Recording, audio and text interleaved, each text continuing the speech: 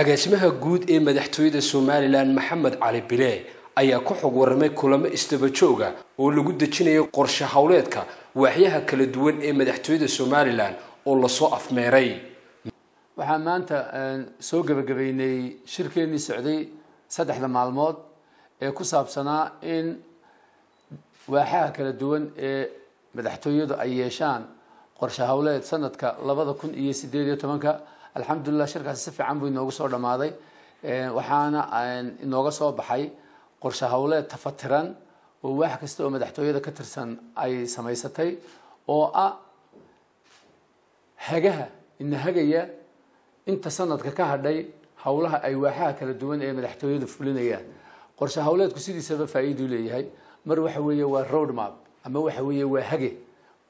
waxa ku hagaya hawsha aad qabanaysa aroor kasta markaad soo toosto ama asbuuc kasta markaad soo toosto ama bil kastaba ku oranaya intaas oo hawlooda ku taala qabo taasi waxay faa'iido leedahay in qof kasta oo madaxtooyada ka shaqeeya uu yeesho qorshe iyo mas'uuliyad isaga u gaara ama iyada u gaara oo ay qabanayaan muddada maanta laga bilaabo ilaa iyo bisha December 31keeda taasi waxay faa'iido inoo tahay inaan isqiimayno marka uu sanadku dhamaado inaan isqiimayno marka asbuuc kasta dhamaado inaan isqiimayno marka bil kasta dhamaato oo aynu raahno waxaynu qorsheysanay maxaa inoo hirgalay maxaa inaga qabyo ah maxaa inaga yimid caqabad inaga hortimid ee aynu u baahanay inaynu xal gaadhno. Maxamed Cali Bile agaasimaha guud ee madaxtooyada ayaa dul istaagay waxyo cusub oo lagu soo kordhiyay madaxtooyada Soomaaliland iyo ahmiyadda ay u leedahay horumarinta shaqada qaranka. waxa kale oo ku faraxsanahay madaxtooyada imika ay yeelatay